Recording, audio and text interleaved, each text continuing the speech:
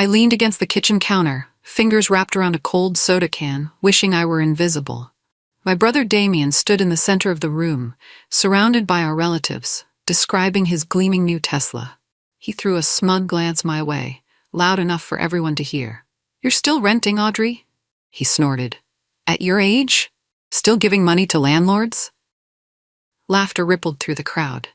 My chest tightened, but I forced a polite smile. I'd grown used to his taunts. In my family, success is a performance, and Damien's the star. He was the one who always had the flashy house, the designer suits, the bragging rights. I picked up a cookie and took a deliberate bite to hide the trembling in my jaw. Damien kept talking. "Some people just don't have drive," he said. "It's sad, really." I looked at the Easter decorations on the table, pastel flowers wilting under the harsh living room lights. Even in this festive setting, I felt singled out. I wanted to leave. But before I could slip away, he turned to me again. "You're a disappointment, sis," he whispered, loud enough for me alone. My stomach churned. I wondered if he had any idea what was coming next. After the gathering, I found Damien by the coat rack. He was grinning, phone in hand, probably checking his investment apps or texting his wife about some fancy purchase. "You really should do better," he said softly. "The family's embarrassed by you." A tremor raced through me, anger mixing with hurt. "What do you mean?" I asked, even though I knew exactly what he meant. "You live in that tiny apartment," he said, rolling his eyes. "You own nothing.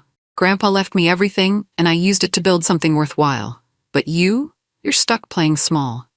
He flicked invisible dust off his expensive jacket. "You have no property, no real success. It's a shame."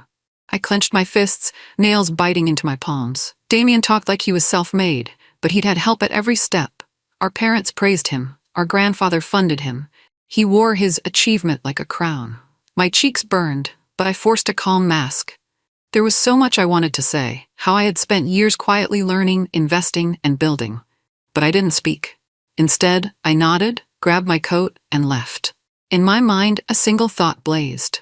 Enough is enough. I drove home in silence, the city lights blurring through my windshield. My heart was still pounding from Damien's harsh words. Yet beneath the sting, something else stirred. Determination. When I arrived at my modest apartment building, I paused in the lobby, exhaling slowly. My nerves were on edge, but I wouldn't let him derail my peace. Up on the 10th floor, I unlocked my front door and flicked on the lights. Inside, it felt calm. The place was warm and minimalistic. A carefully curated painting hung in my hallway, an original piece from a rising artist. The furniture was understated, yet custom-made, each chair and table telling a quiet story of quality over flash. I set my purse on the counter and opened a sleek silver laptop. A moment later, I pulled up a private spreadsheet. The rows of text and numerical figures scrolled by in a blink. So much detail, so many assets. My eyes scanned for a second, just enough to confirm everything was as it should be. I closed the laptop with a firm click. Heart steady now. Let them think what they want, I thought. Let Damien mock me for renting. He had no idea what I truly owned. I can still remember the day Damien got his first fancy suit. He was 12, and I was 10.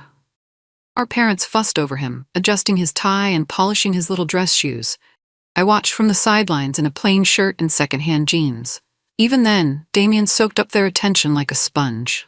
They praised his every move, his looks, his grades, his potential. Meanwhile, I was told, "Stay in your lane, Audrey. Let Damien shine." I grew up invisible, or so it felt. During recitals, Dad only videotaped Damien's parts. At dinner, Mom asked about Damien's day first, ignoring me until I spoke up.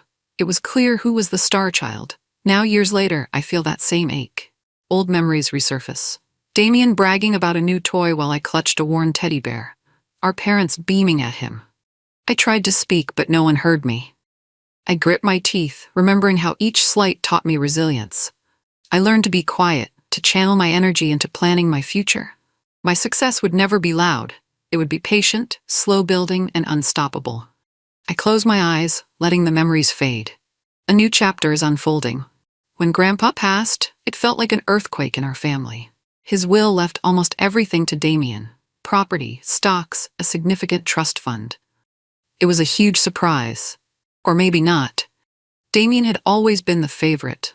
I got nothing in the official papers, Not even a sentimental trinket. I remember sitting in the lawyer's office feeling numb as the details were read aloud. Damien smirked at me, though he pretended to look solemn. I didn't cry in front of them. I refused to give him that satisfaction. Afterwards, I walked out into the parking lot and stared at the sky. The air felt heavy, but in that moment, a resolve took shape in my mind. I would succeed anyway. Without the family's resources, I'd have to do it on my own. And so I did. I started small. I worked part-time jobs, studied every financial book I could find. I learned how to invest quietly, methodically. I flipped modest properties in emerging markets. I saved every penny, made strategic moves, and stayed invisible. I felt the sting of that inheritance divide. But looking back, I see it as my spark, my push to become someone who didn't need anyone's permission to thrive. A few weeks after Easter, I got a sealed invitation for a high-profile gala. The letter congratulated me on a philanthropic award for my recent funding of community libraries. My heart fluttered. I rarely accepted public recognition, but this one felt too meaningful to ignore. That evening, Damien dropped by unexpectedly. He wandered into my apartment, tossing a casual glance at my neat living room. His eyes flickered over the invitation on the kitchen table. "What's this?" he asked, picking it up. "A gala? You?" His tone was dripping with disbelief. I shrugged. "Some event for donors." Damien smirked, setting the envelope down. "Who'd you scam for that?" The insult slammed into me, but I just stared at him, refusing to rise to his bait. I could see the confusion in his eyes, maybe even a hint of jealousy. He couldn't figure out how someone who apparently owned nothing could get recognized at a prestigious event. "It's not your business," I said coolly. He let out a short laugh. "That's right, it doesn't matter anyway." At that moment, I knew I'd reached a turning point. I wouldn't explain myself to him. I'd let actions speak, and soon enough, he would learn the truth. I started hearing rumors from extended family. Cousins, aunts, and uncles would call me or text me out of the blue, asking, "Are you okay?" They sounded worried, almost pitying. Apparently, Damien was telling everyone that I was in huge debt, or that I was renting because I couldn't afford a down payment. He even hinted I might be involved in something illegal. It was an outlandish claim, but in my family, gossip stuck to the wall like glue. And since I rarely shared personal details, people believed him. They assumed I was either broke or hiding something shady. Our mother didn't stand up for me. She'd always favored Damien, so I wasn't shocked. But it still hurt when she echoed his stories. "Maybe you should clear things up," she suggested on the phone. "Damien says you're in trouble." I just told her, "I'm fine, Mom," then hung up. With every rumor, I felt the gap between us growing. Damien was rallying the family against me, and I refused to play his game. I wouldn't defend myself to people who never bothered to see me clearly in the first place. But inside, I was fuming. The next step, I decided, would speak for itself. I took a drive back to our childhood neighborhood. It felt surreal seeing those familiar streets. The trees had grown taller, the sidewalks more worn. Eventually, I parked outside our old home, an empty house with a for sale sign staked in the lawn. I stood there, remembering how Dad used to mow that lawn with me tagging along. How Mom planted roses that never quite bloomed. Memories good and bad washed over me. The times I hid in my room while Damien got all the praise, or the times I sneaked out at night to stargaze alone. Now the house looked tired. The windows were dusty, the paint peeling. A pang of sadness hit me. This was the place where I'd felt invisible, but it was also part of me. I dialed the number on the sign, speaking calmly to the real estate agent. My offer was full cash, masked under one of my shell companies. It was accepted without fanfare. Just like that, I reclaimed the setting of so many childhood hurts. As I drove away, I glanced in the rearview mirror. The old house shrank behind me, but for the first time, I felt like I had the power to rewrite its significance in my life. One Saturday morning, the buzzer rang. I checked the camera feed from my apartment door. Damien and his wife. They rarely came unannounced, so I braced myself. I opened the door. Damien gave me a tight-lipped smile. His wife followed, her gaze sweeping my apartment like she was looking for dirt. "We're worried about you," Damien began, voice dripping with false concern. "We think you're not portraying a good image for the family." I motioned them to the couch and offered tea, staying polite. He refused with a wave of his hand. He started lecturing me about appearances. Your lifestyle, it's embarrassing. Mom and Dad didn't raise us to be small. My pulse pounded in my ears, but I kept my composure. What exactly do you want from me? I asked. He sighed dramatically. Just step up, get a real place, show some ambition. I don't want to feel ashamed introducing you to my partners. I caught his wife smirking. She adjusted a flashy bracelet on her wrist, probably brand new. The tension thickened in the air. I took a breath, letting silence speak for me. In that moment, I knew I'd never hand Damien the explanation he craved. Not yet. Damien pivoted quickly to his latest grand plan, real estate development. He was full of enthusiasm, eyes alight as he described prime land he wanted to turn into a high-end complex. He was looking for investors, he said. Thought I might be desperate enough to join. I couldn't help but raise an eyebrow. And why would I do that? Because it's a gold mine, he insisted, ignoring my skeptical tone. You'll finally get a real piece of the action. He slid a thick folder across the table. I flipped through the glossy images and documents, listening to him brag about potential profits. But as I read deeper, I noticed glaring red flags, zoning issues, environmental restrictions. This project was doomed. I handed the folder back. No thanks, it's not viable, he laughed, shaking his head. Audrey, you never did have vision. You're missing out. He stuffed the papers into his briefcase. I watched him stand and button his suit jacket, confidence dripping from his every move. We locked eyes.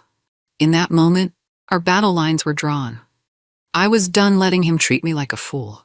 Next time he came to me, he'd realize how truly short-sighted he was. After that tense confrontation, I withdrew from family gatherings. I no longer had the patience for the charades.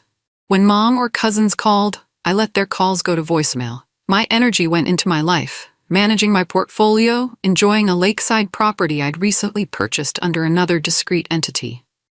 In my spare time, I poured myself into humanitarian efforts. I'd organized a food drive campaign for children in Botswana, and it was a huge success. Photos of smiling kids, local volunteers, and crates of supplies reminded me why I preferred to stay under the radar. Real good didn't need an audience. Meanwhile, the tension with Damien simmered on. The rumors he spread kept circling back, but I stayed silent. I didn't need to explain anything. My track record, my data, my real estate projects spoke volumes in private.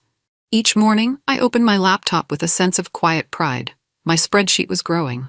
My name, or my various company names, appeared on documents tied to properties, vineyards, and other holdings. It was a world Damien would never dream existed.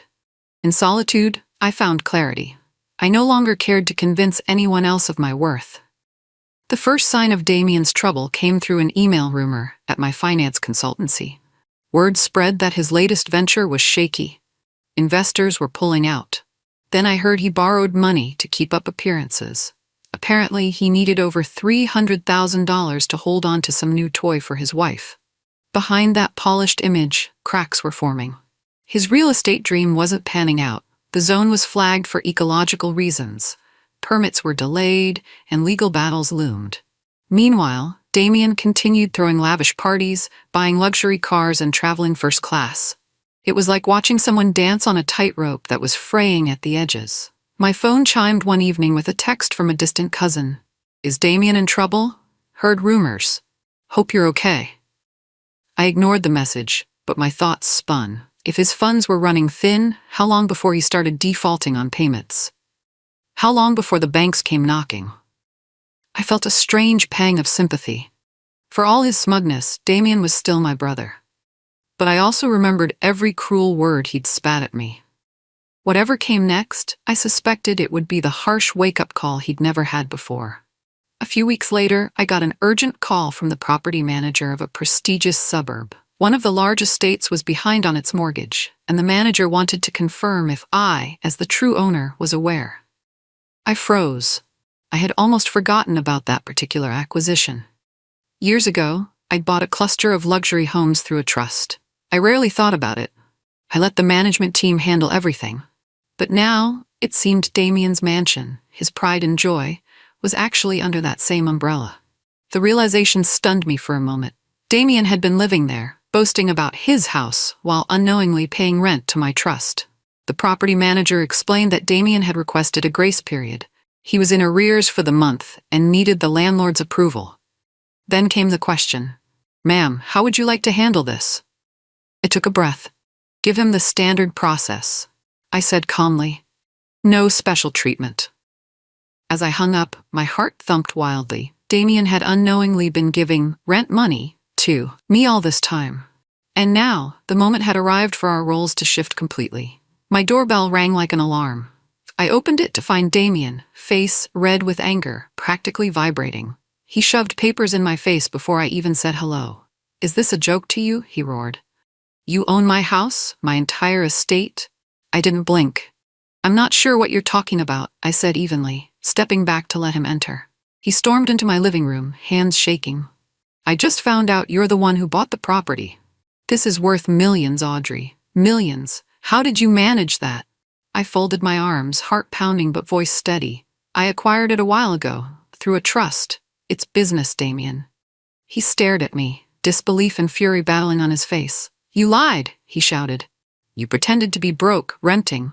I cut him off. "I never pretended anything. You assumed." He threw the papers down on the coffee table. "So what now? Are you going to evict me?" His voice was dripping with sarcasm, but I sensed the fear in his eyes. My lips curved into a grim smile. "I haven't decided yet," I said softly. He glared, chest heaving, and for once, he had no comeback.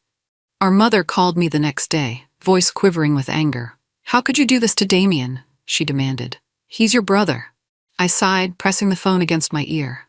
"Mom, what exactly did he tell you?" "That you're trying to ruin him." She snapped. "You set him up to fail, made him borrow money he couldn't repay." My teeth clenched. So he was spinning the story again. "He borrowed that money himself, Mom. I had no say in that." She wouldn't listen. "You're always trying to make him look bad. This is ridiculous, Audrey." I glanced out my window, watching the sun reflect on the city skyline. Memories flashed of all the times I'd been blamed while Damien was coddled. Every muscle in my body felt tight with frustration. "Mom," I said, voice trembling with suppressed hurt, "Damien did this to himself. He's the one who overspent, not me." She responded with silence, then a bitter huff. "Stop trying to overshadow him, Audrey. Enough." The line went dead. I exhaled slowly, trying to calm my racing heart. Even now, they refused to see my side. My mother's words rang in my ears. "You're always trying to make him look bad." Maybe it was time the truth spoke for itself. That weekend, I boarded a plane to France. I needed space to breathe, and I had a few projects to oversee. The next morning, I found myself walking through a sprawling vineyard I'd owned for years. Rows of grapes stretched out under a bright sun, the soil rich with possibility. This was my secret world.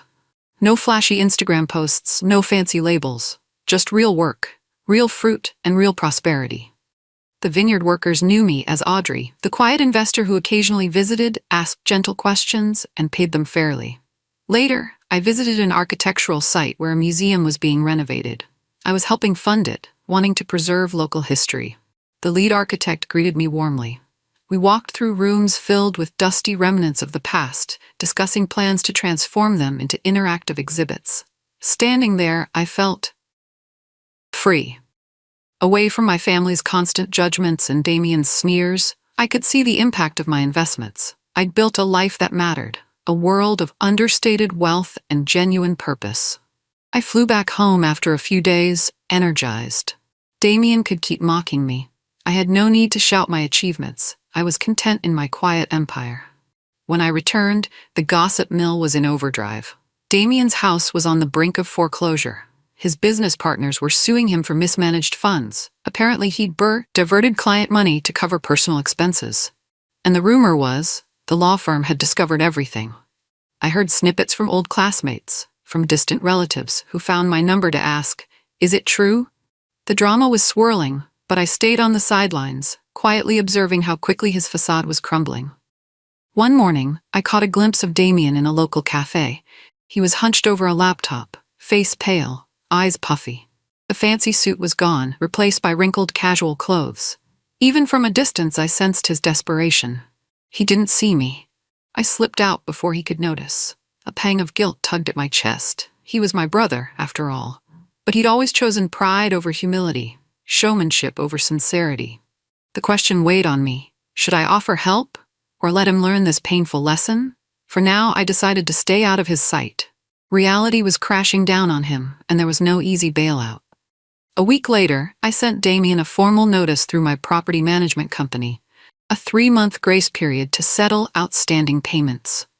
It was a small mercy, but the letter clearly stated that if he refused the arrangement, the usual eviction process would continue. His reply came via a curt email. "I don't need your charity," he wrote. "I won't be humiliated."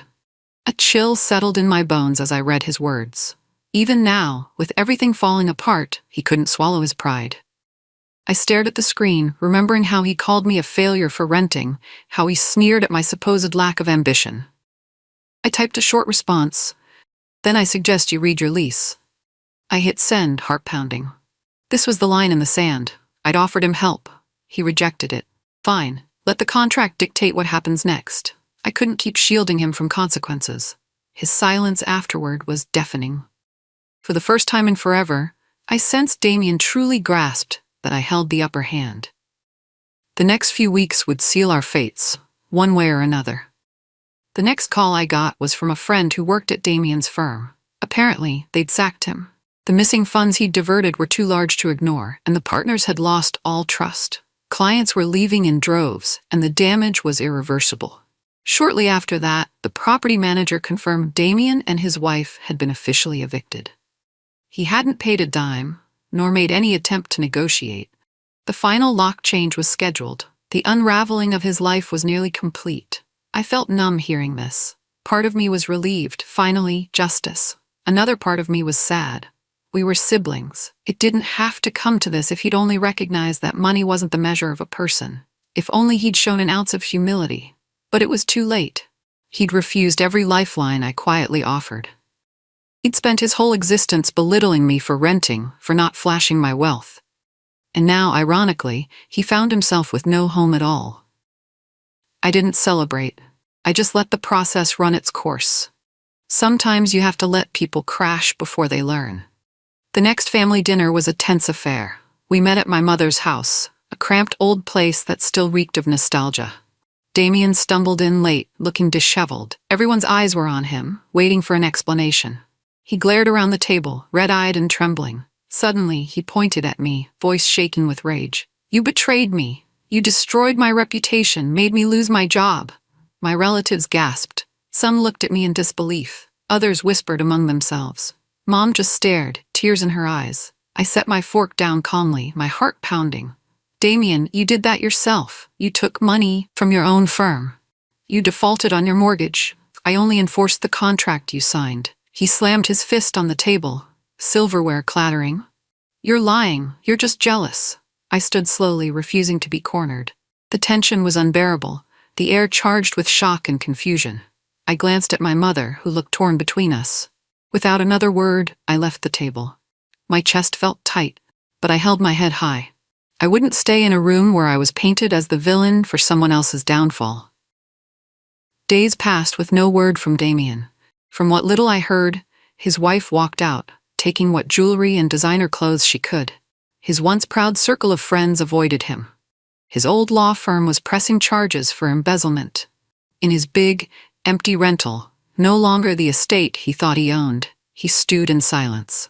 I pictured him there, stripped of his trophies, a man whose pride had left him with nothing but regrets. I didn't call. I had no desire to step back into the chaos he created. But a part of me wondered if he was finally seeing the truth. That real success isn't about flashy wealth or belittling others. The family, too, seemed adrift.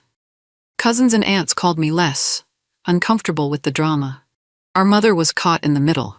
She left voicemails for me, but I wasn't ready to hear them. Even though I felt a pang of guilt, I reminded myself, Damien chose his path. Now alone, he had only one companion, his own reflection. Maybe, just maybe, this forced silence would lead him to growth, or maybe he'd just lash out more. Months slipped by. My life continued moving forward, meetings, travels, philanthropic projects. I rarely thought about Damien. Then one day a letter appeared in my mailbox. The return address was scribbled, but I recognized his handwriting instantly. Inside was a single sheet of paper. No grand speeches, no excuses, just a simple, almost shaky note. "Audrey, I didn't see you. I didn't try. I'm sorry. My breath caught. I stared at those words, tears unexpectedly pricking my eyes. For all his arrogance, this was the first time Damien had shown any semblance of humility. I read it again, looking for hidden agendas. But it seemed genuine, a small step toward admitting he was wrong. I folded the letter carefully, heart heavy with memories, good, bad, and everything in between.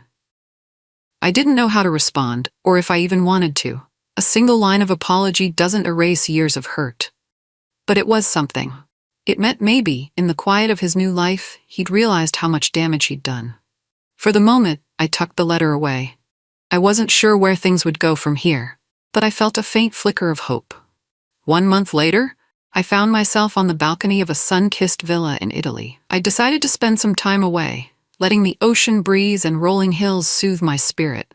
The stone terrace overlooked a valley of olive trees and vineyards.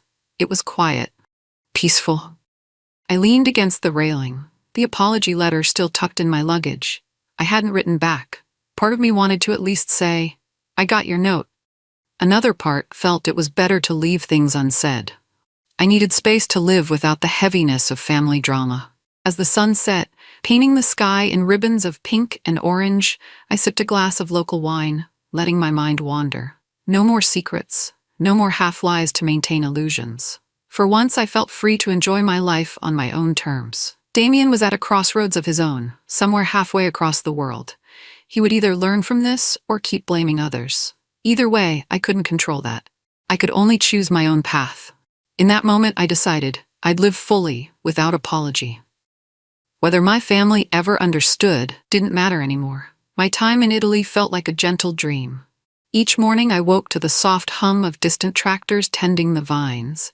Each night I fell asleep to the lullaby of cicadas under the warm moonlight. But it wasn't just a vacation. One afternoon I strolled down to the vineyard below my villa. A small, discreet sign stood at the edge of the property. In simple letters it read, "Audrey Estates, Est, 2009. Yes, I'd owned it for years. Another hidden piece of my quiet empire. I knelt beside the sign, running my fingers over the lettering. This was my life's work, cultivating something real, honest, and lasting. I thought about how my family never knew, how they only saw Audrey the renter. They never guessed how far my roots actually stretched. In that moment, I felt a surge of gratitude. This land was mine. The success was mine. Not because of Grandpa's inheritance or my parents' favoritism. I built it all from scratch, investing my time and resources carefully. I closed my eyes and took a deep breath of vineyard air. The final piece of my puzzle was in place. My story didn't need an audience. It was enough just to live it. I returned home a few weeks later to find my mailbox full of generic bills, junk flyers, and one new envelope from Damien. This time, it contained a longer letter. He wrote about losing everything, hitting rock bottom, and how he finally understood the damage pride had caused. He asked for a chance to meet. No business pitch, no manipulations, just a talk. I sat at my desk, staring at his words, my heart conflicted. Part of me wanted to slam the door on the past, but another part whispered that forgiveness doesn't have to mean forgetting. It can mean letting go of old wounds and moving forward with caution. In the end, I texted him a simple reply. "Let's meet for coffee." Not to fix everything, but to see if healing was possible. Maybe we'd never be best friends. But if there was a seed of understanding, I wanted to try. I looked around my apartment, so humble yet filled with subtle opulence if you knew where to look. My phone buzzed with a message from the property manager in France. Another orchard had borne fruit under Audrey Estates. I smiled, my quiet power stood firm, and finally, the dawn of a new chapter began.